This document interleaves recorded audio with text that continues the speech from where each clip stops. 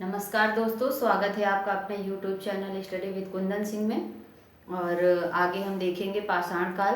और पाषाण काल में हम कहाँ पहुँच चुके थे, प्रस्तर युग में पहुँच चुके थे, तो उसमें थोड़ी बाड़ी हमने जो है जानकारी देखी थी। अब देखिए, अब हम कहाँ पहुँचेंगे। पाषाण काल में हमने इसको 3 भागों में देखा था बांट करके कि पाषाण काल के कितने पार्ट हुए। पूरा पाषाण काल, मध्य पाषाण काल और नवपाषाण काल। तो अब पूरा पाषाण काल को हम जो है पढ़ेंगे, क्योंकि देखिए पूरा पाषाण काल का समय कितना दिया है, 5 लाख से लेकर 10,000 वर्ष पूर्व का समय दिए हुए है। तो अब इसमें देखिए कि ये जो पूरा पाषाण काल है अपने अंदर कितना कालखंड समेटे हुए है, कितना समय जो है इसमें पूरा पाषाण काल के अंदर है ना। तो देखिए इसमें लगभग वही मैंने पिछले वीडियो में भी आपसे बताया था कि 4,90,000, अर्थात या इसको लगभग हम मान सकते हैं 4.5 लाख का समय जो है कालखंड ये अपने अंदर समेटे हुए हैं। देखिए इनका तो हम बाद में देखेंगे, क्योंकि हमें पढ़ना कौन सा है, पूरा पाषाण काल पढ़ना है ना। तो अब देखो इसको देख लेते हैं। पूरा पाषाण काल, जिसे हम पेलियोलिथिक एज भी कहते हैं इंग्लिश में, तो अब इसको हमने कितने 3 कालखंडों में विभाजित किया, क्योंकि इसका समय भी है ज़्यादा। तो इसको हम अपनी सुविधा के लिए जो है इसको 3 कालखंडों में विभाजित कर लेंगे। तो जब हमने पूरा पाषाण काल को 3 भागों में विभाजित किया तो उनके नाम कौन कौन से हैं। देखिए इसमें हमने पूरा पाषाण काल को 3 भागों में विभाजित किया। तो पहले का नाम है निम्न पूरा पाषाण काल, दूसरे का नाम है मध्य पाषाण काल और तीसरे का नाम है उच्च पूरा पाषाण काल, है ना। अब देखिए, अब हम इनको पढ़ने से पहले हम निम्न पूरा पाषाण काल के बारे में थोड़ा सा देख लेते हैं। और इसकी जो है विशेषताएं भी जरूरी हैं कि ये कैसा काल था, इस समय क्या क्या था, है ना। ये सारी चीजें हम देख लेते हैं। देखिए अब हम पहुंचे किसमें, निम्न पूरा पाषाण काल में। तो निम्न पूरा पाषाण काल ऐसा काल था जब मनुष्य पत्थरों की गुफाओं में रहता था, पत्थरों के साथ उनका ज़्यादा संपर्क था, है ना। और ये ऐसा काल था जिसमें बर्फ की मात्रा ज़्यादा थी, मतलब इसे हिमयुग मान सकते हैं, है ना। तो अब ये जो हमारा निम्न पूरा पाषाण काल है, तो सबसे पहले हम इसका समय देखेंगे। तो निम्न पूरा पाषाण काल का समय 5 लाख से 50,000 वर्ष पूर्व तक का माना जाता है। अब देखिए एक शब्द इसमें दिया है कोर संस्कृति, किसे हम इसे जो है हम कोर संस्कृति कैसे कहते हैं, है ना। तो देखिए इसको समझने से पहले हम थोड़ा सा एक चीज समझ लेते हैं। देखिए मान लीजिए ये नदी है ना, क्या है, नदी है। तो इस नदी से ये एक टेढ़ा मेढ़ा पत्थर है या कई सारे पत्थर हैं। तो ये जो पत्थर है तो कभी इस किनारे से टकराया, कभी इस किनारे से, कभी बीच से। तो ये यहाँ आते आते तो जो इसकी ये ज़्यादा किनारे हैं ये घटते गए, है ना। जैसे अब यहाँ से यहाँ आया तो इसमें कम किनारे बचे, नीचे आया तो और कम बचे, है ना। कुछ इस तरह का हो गया। अब जब यहाँ पहुँचा तो हल्का फुल्का रह गया, बाकी किस तरह का हो गया, गोल आकृति ले ली इसने, है ना। तो इस पत्थर को हम क्या कहेंगे, ये पत्थर कहलाया पेबुल पत्थर। क्या कहलाया, पेबुल पत्थर। ये कहलाया पेबुल पत्थर, है ना। कुछ इस तरह, जैसे मान लीजिए ये पत्थर है ना, इसमें देखो कितने किनारे हैं। तो जब ये यहाँ से आते आते नीचे पहुंचा ये पत्थर, है ना, यहाँ से आते आते नीचे पहुंचा तो इसने किस तरह की, कुछ इस तरह की आकृति इसने ग्रहण कर ली। ये तो ये क्या कहलाया, ये कहलाया पेबुल पत्थर। अब जब इस पेबुल पत्थर को हमने तोड़ा, मान लीजिए अब ये पेबुल पत्थर यहाँ पर आ गया, है ना। इसको हमने तोड़ा तो इसके जो किनारे हैं ये कुछ इस तरह, है ना, ये किनारे ये इस पत्थर से ये अलग हो गए। किससे, इससे, इस पेबुल पत्थर से जब इसको तोड़ा गया तो कुछ किनारे ये अलग हो गए। तो ये क्या कहलाए, ये किनारे कहलाए फलक। फलक। और ये बीच वाला जो पत्थर था यह क्या कहलाया, यह कहलाया कोर। तो इसी कोर पत्थर से बने जो उपकरण हैं निम्न पूरा पाषाण काल में तो क्या कहलाए, कोर संस्कृति। ठीक, और जो ये फलक हैं, इस फलक से जो उपकरण बनेंगे वो हम मध्य पाषाण काल में देखेंगे। तो फलक से बने उपकरणों को क्या कहा जाएगा, फलक संस्कृति कहा जाएगा। ठीक, तो देखिए जब ये कोर यहाँ पर आया तो इस कोर से जो उपकरण बने तो कौन कौन से उपकरण थे हम देखेंगे इसमें निम्न पूरा पाषाण काल में, चापर, चापिंग और विदारणी। इसे क्लीवर भी बोला जाता है, किसको, विदारणी को। चापर, चापिंग और विदारणी। तो सबसे पहले जो ये चापर और चापिंग उपकरण थे इसकी खोज का श्रेय किसे जाता है, तो इस चापर और चापिंग उपकरण की खोज का आधार या श्रेय जाता है डीएन वाडिया को। इन्होंने जो है इन उपकरणों की खोज की थी, कब, 1928 में। इसके बाद डीएन वाडिया के बाद 1935 में डीटेरा और पीटरसन के द्वारा भी विस्तृत रूप से जो है उपकरण खोजे गए। ठीक, अब देखिए, अब हम सबसे पहले समझ लेते हैं कि चापर किसे कहते हैं और चापिंग किसे कहते हैं, है ना। इनको समझ लेते हैं। देखो, चापर ऐसे उपकरण हैं, देखिए ये जैसे बना है, इसको देखिए पहले से ही बना है। ये चापर ऐसे उपकरण हैं, जैसे देखिए एक ये है कोई और इसमें एक किनारा जिसमें एक तरफ धार हो, तो ऐसे उपकरण को क्या कहा जाएगा, ये कहलाएगा चापर। ठीक, तो ये कौन सा उपकरण हुआ, चापर। अब इसी में अगर हम दूसरी तरफ भी धार बना दें तो यह क्या कहलाएगा, यह कहलाएगा चापिंग।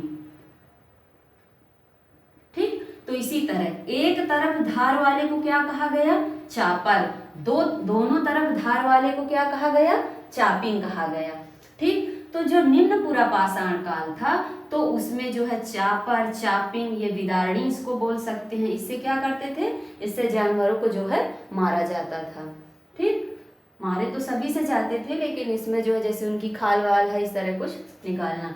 और ज्यादा देखा जाए तो उसमें हैंड एक्स भी मिली थी, किसमें, निम्न पूरा पाषाण काल में, है ना। और ये आपको पता है कि हैंड एक्स की खोज किसने की थी, तो रॉबर्ट ब्रूसफोर्ड ने की थी। कब, 1863 में। स्थान कौन सा था, पल्लवरम का। और इसके बाद 1884 में किसने की, विलियम किंग ने की थी। कहाँ, अतिरम पक्कम में। ठीक, तो ये रही इससे जानकारी। अब देखिए, तो इनमें क्या हुआ, इन संस्कृतियों को अगर देखा जाए तो उपकरण के आधार पर, जैसे ये दो हैं और ये दो हैं, तो चापर और चापिंग कहाँ मिले, उत्तर भारत की तरफ मिले। और ये जो आपका विदारणी और हैंड एक्स है ये कहाँ पर मिले, तो ये दक्षिण भारत की तरफ मिले। तो देखा जाए तो उपकरण के आधार पर भी इनको दो संस्कृतियों में बांट दिया गया। किनको, चापर चापिंग और ये विदारणी और हैंड एक्स को। ठीक, तो इसको क्या कहा गया, देखिए इनको कहा गया चापर चापिंग संस्कृति। इन दोनों को कहा गया चापर चापिंग संस्कृति। और इन दोनों को क्या कहा गया, हैंड एक्स संस्कृति। हैंड एक्स संस्कृति। ठीक, तो जो चापर चापिंग है इन्हें चापर चापिंग संस्कृति कहा गया। और जो ये विदारणी और हैंड एक्स मिले हैं तो इनकी वजह से इनको हैंड एक्स संस्कृति के नाम से भी जाना जाता है। अब हम पहुंचे, अब देखिए जहां पर चापर चापिंग और हैंड एक्स दोनों तरह के उपकरण मिले, ऐसा कौन सा स्थान है, तो हम बताएंगे जहां पर दोनों तरह के उपकरण मिले तो वह स्थान है जम्मू कश्मीर का चौतरा स्थान। वहां पर चापर चापिंग और आपके हैंड एक्स दोनों तरह के उपकरण पाए गए। ठीक, अब देखिए, अब इससे संबंधित थोड़ा देख लेते हैं कि कहाँ कौन कौन से ऐसे स्थल हैं जहां पर इस तरह के उपकरण मिले हैं। तो देखिए, उत्तर प्रदेश में आप देख लेते हैं कहाँ पर, बेलन नदी घाटी जो इलाहाबाद के पास पड़ती है, इलाहाबाद में पड़ती है। मध्य प्रदेश का जो है आपका भीमबेटका वही गुफा जो कहाँ पर, रायसेन जिला पर पड़ती है। टी नरसिंहपुर में मिलता है। कश्मीर में देखें तो कश्मीर में आपका वही पोतवार का पठार जो शिवालिक और नमक पहाड़ी के बीच में है। लिद्दर नदी घाटी में एक गांव पड़ता है पहलगाम। कौन सा गांव पड़ता है, पहलगाम।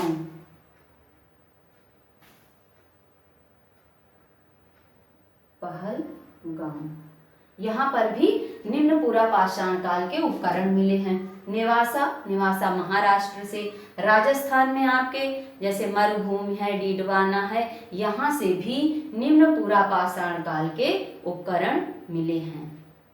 ठीक, तो ये रहा हमारा निम्न पुरा पाषाण काल। और देखिए इसमें थोड़ा सा, इसमें मनुष्य जो है किस तरह के थे, इन लोगों को फसलों का कोई ज्ञान नहीं था, मतलब कृषि का कोई ज्ञान नहीं था। किसको, निम्न पुरा पाषाण काल के मानव को। ना तो इनको जो है आग का ज्ञान तो था, लेकिन उसका प्रयोग नहीं जानते थे, है ना। और ये लोग क्या करते थे, जंगल में रहते थे तो शिकार करके अपना भोजन ग्रहण करना, है ना, और जीव जंतुओं को खाना, कंद मूल फल वगैरह खाना, है ना, इस तरह की चीजें ये जो है अपने खाद्य में प्रयोग करते थे। तो इसीलिए इसको खाद्य संग्राहक भी कहा जाता है। किसमें, निम्न पुरा पाषाण काल के मानव को, है ना। एक क्वेश्चन और बनता है कि निम्न पुरा पाषाण काल में किस पत्थर के औजार मिले हैं या उपकरण मिले हैं, तो उस पत्थर का नाम है क्वार्टजाइट। इसको भी लिख लीजिए, कौन सा पत्थर मिला है, क्वार्टजाइट पत्थर। ठीक, तो ये रहा हमारा निम्न पुरा पाषाण काल।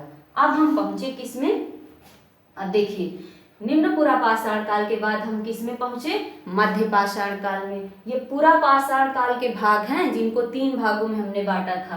पहला निम्न पुरा पाषाण काल, दूसरा मध्य पाषाण काल और तीसरा उच्च पुरा पाषाण काल। तो मध्य पाषाण काल का समय कितना है, मध्य पाषाण काल का समय है 50,000 से लेकर 40,000 वर्ष पूर्व तक का माना जाता है। भाई ये 5 लाख से 10,000 है ना, तो अब इस समय को भी हम, अगर हमने इस काल को 3 भागों में बांटा तो इसका समय भी 3 भागों में बटा। तो अब यहाँ पहले था 5 लाख से 50,000, तो अब मध्य पाषाण काल है 50,000 से लेकर 40,000 वर्ष पूर्व तक का।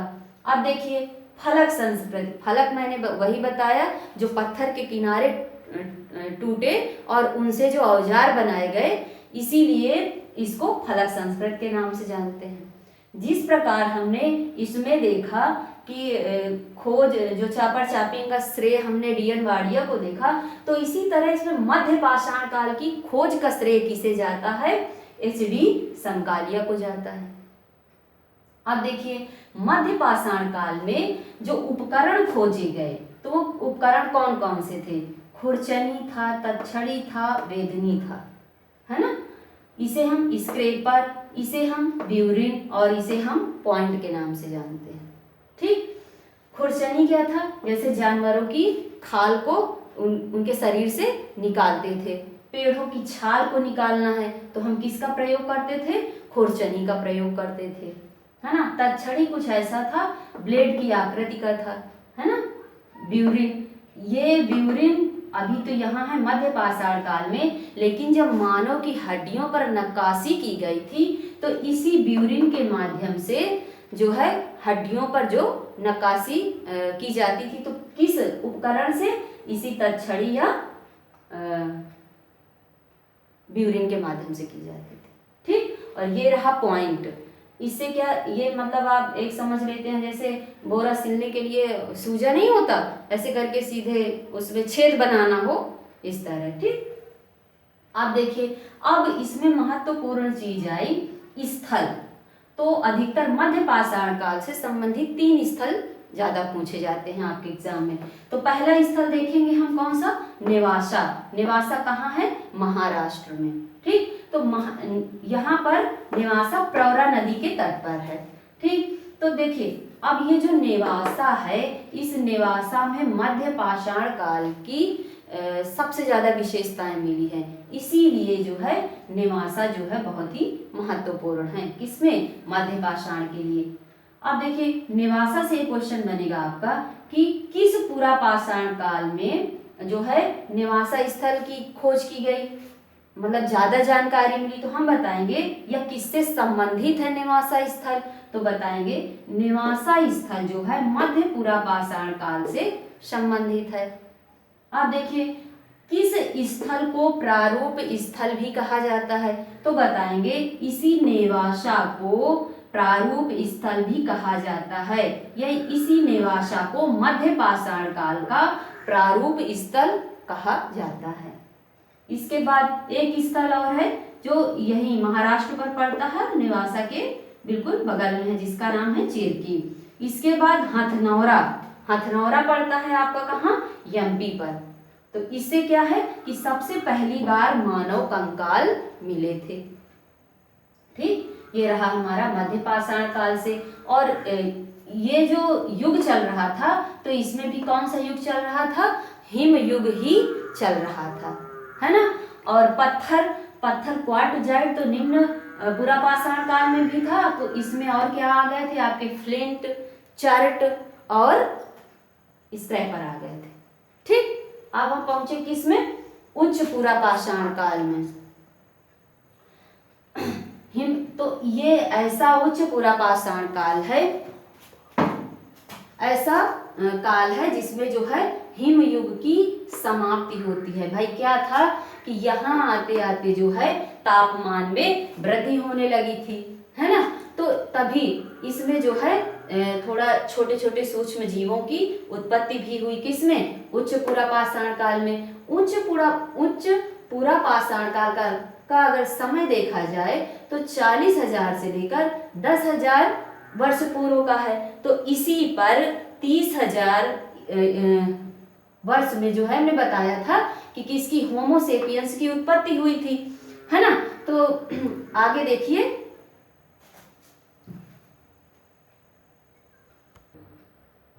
तो इस काल में क्या किसकी उत्पत्ति हुई थी, होमोसेपियंस की उत्पत्ति हुई थी। देखिए इस उच्च पूरा पाषाण काल को ब्लेड संस्कृत के नाम से भी जानते हैं, क्योंकि जितने उपकरण हमें पिछले कालों में मिले हैं, तो उनके साथ साथ इसमें जो है उच्च पूरा पाषाण काल में, तो इसमें भी खुरचनी, तक्षणी, वेधनी के साथ साथ ब्लेड आकार के उपकरण मिले हैं। तो इसीलिए इसे ब्लेड संस्कृत के नाम से भी जाना जाता है ना। और इसी काल में होमोसेपियंस की उत्पत्ति हुई थी। तो भैया होमोसेपियंस ने किया क्या कि इन्होंने सबसे पहले सोचा कि लाओ हम चित्रकारी और नक्काशी की शुरुआत करते हैं, है ना। तो सबसे पहले क्वेश्चन इस तरह भी बन सकेगा कि ऐसा कौन सा काल है जिसमें चित्रकारी और नक्काशी की शुरुआत हुई थी, तो बताएंगे उच्च पूरा पाषाण काल में, है ना। और चित्रकारी का देखो प्रथम साक्ष्य कहाँ मिलता है, भीमबेटका, वही एमपी रायसेन जिला, है ना। तो भीमबेटका की चित्रकारी किस काल की है, तो बताएंगे उच्च पूरा पाषाण काल की है। भीमबेटका गुफा की जो खोज का श्रेय किसे जाता है, तो बताएंगे वाकाड़कर महोदय को जाता है। और देखिए यहाँ पर जो चित्र पाए गए हैं वो लगभग 1 से 2 मीटर के बने हुए हैं। और इसमें दर्शाया भी गया है कि बहुत खतरनाक जानवर थे, तो उनसे किस तरह बचना, इस तरह के चित्र मिले हैं। और देखिए चित्र मिले हैं तो वो किस रंग के हैं, तो यहाँ पर जो है हरे और गहरे लाल रंगों का प्रयोग किया गया है। और लगभग कितनी गुफाएं हैं, 600 गुफाओं का वर्णन है। नक्काशी का भी जो है इसमें बेलन नदी घाटी में जो एक लोहदा नाला पड़ता है, वहां पर आपको जो है अस्थि निर्मित मातृ देवी की मूर्ति मिली है। भाई इसमें जल्दी जल्दी इसलिए बता रहे हैं क्योंकि वीडियो जो है आपका बड़ा हो रहा है ना।